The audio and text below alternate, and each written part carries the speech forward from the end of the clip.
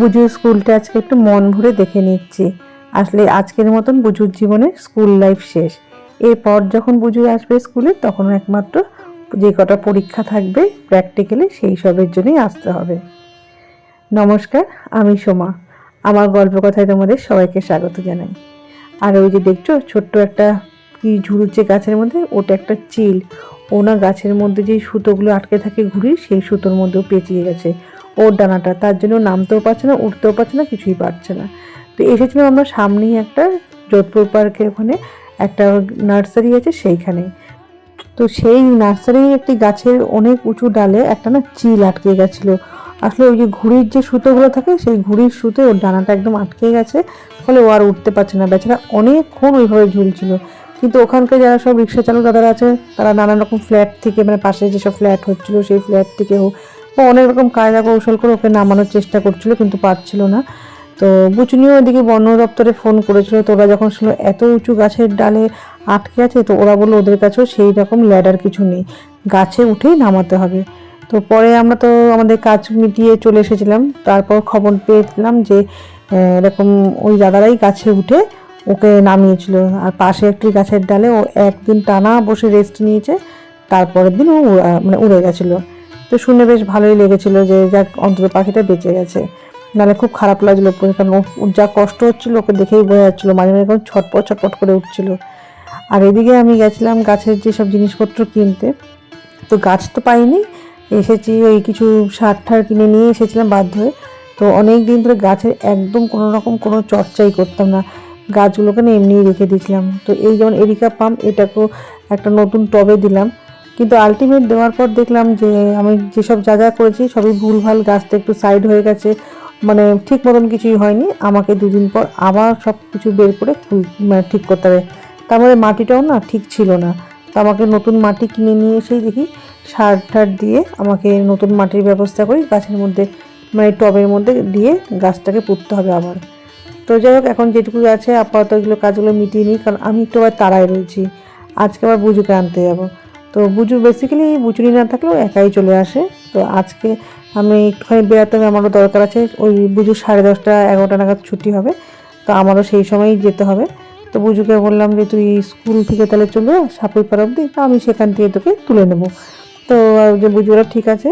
তো এর মধ্যে বুজু আবার আমাকে ফোন করেছে যে মাম্মা আমার ছুটি হয়ে গেছে।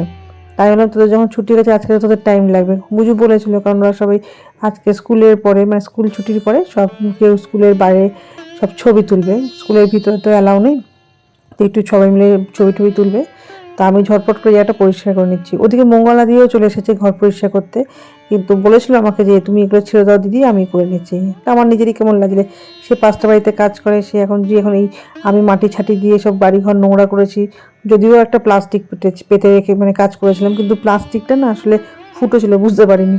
তো এক্সট্রা অনেক মাটি ছাটি সব পড়ে গেছে, তো আমি সেগুলোকে তুলে নিচ্ছি। তো মঙ্গল দিকে বললাম তুমি ওই ঘরগুলো পরিষ্কার করতে থাকো, মানে ঝাড় দিতে থাকো, ততক্ষণ আমি এই দিকটা করে নিচ্ছি। তো এই দিকটা করে নেওয়ার পর মঙ্গলা দিয়ে এই দিকটা পরিষ্কার করে নেবে। তো এই যে আমার এগুলো তোলা হয়ে গেছে। তো দিদি ঘরটাকে সুন্দর করে ঝাড় দিয়ে একদম সাবান ঠাবান দিয়ে সুন্দর করে ঘরটা এখন চকচক করে পরিষ্কার করে দিচ্ছে। আর এই যে আমার চারিদিকে গাছপালা সব এখন সিঁড়িতে এসে মানে ঠাঁই নিয়েছে। এখন ওরা এখানে থাক, কিছুক্ষণ পর দিয়ে ওদেরকে সবাইকে সবার জায়গার মতন একদম সেট করে দেবো। আর এই যে এই গাছগুলো না সবই আমার কেমন একটা হয়েছে, অনেক দিন হয়ে গেছে গাছগুলোকে যত্ন করতে পারিনি। তো আপাতত গাছগুলোকে নির্দিষ্ট জায়গায় সব রেখে দিই, তারপর নয় আবার গাছের পরিচর্যা করবো কালকে। আজকে আর হবে না, যেহেতু তারা রয়েছে।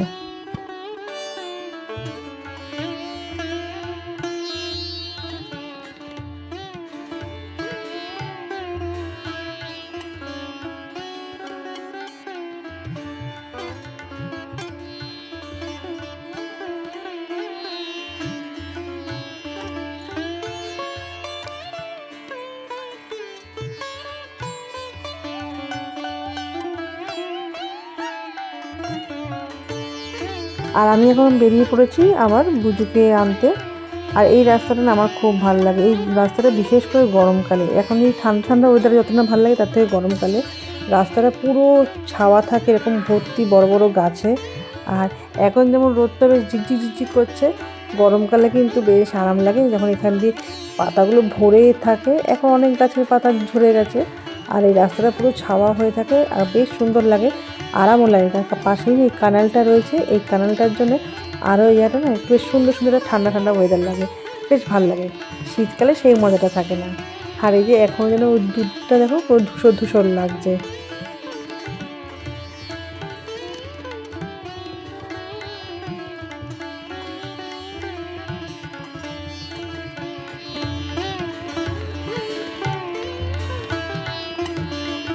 আর এর মাঝখানে আর কোনো রকম ভিডিও করিনি।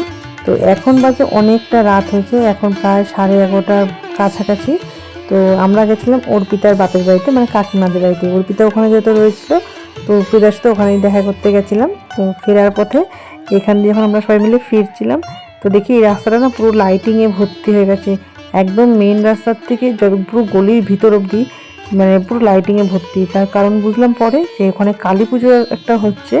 তো সেই কালী পুজোর জন্য না পুরো রাস্তাটা যিনি পুজোটা করছেন, পুরো রাস্তা একদম একদম মেন মানে রাস্তা যেখানে বাস চলে সেইখান থেকে একদম তার বাড়ি অবধি পুরো একদম লাইটিংয়ে ভর্তি করে দিয়েছে।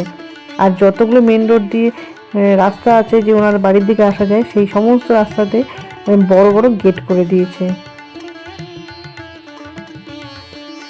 আর ভিডিওটা বেশি বড় করব না, তো বাড়ি যেতে যেতে আজকের মতন বিদায় নিচ্ছি। তো তোমাদের আমার ভিডিওটা আজকে কেমন লাগলো?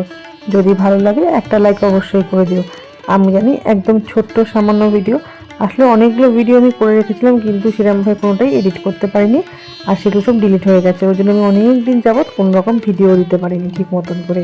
তো চেষ্টা করবো কন্টিনিউ ভিডিওটা করার। যদি তোমাদের ভালো লেগে থাকে তাহলে একটা লাইক অবশ্যই করে দিও, বা আমার পাশেও থেকো। আর যদি যারা এখন অবধি আমার চ্যানেলটা সাবস্ক্রাইব করোনি, যদি মনে হয় আমার চ্যানেলটাকে সাবস্ক্রাইব করে আমার পাশেও থাকতে পারো। তাহলে আজকের মতন বিদায় নিচ্ছি। তোমরা সবাই ভালো থাকবে, আমাদের জন্য প্রার্থনা করবে। শুভরাত্রি।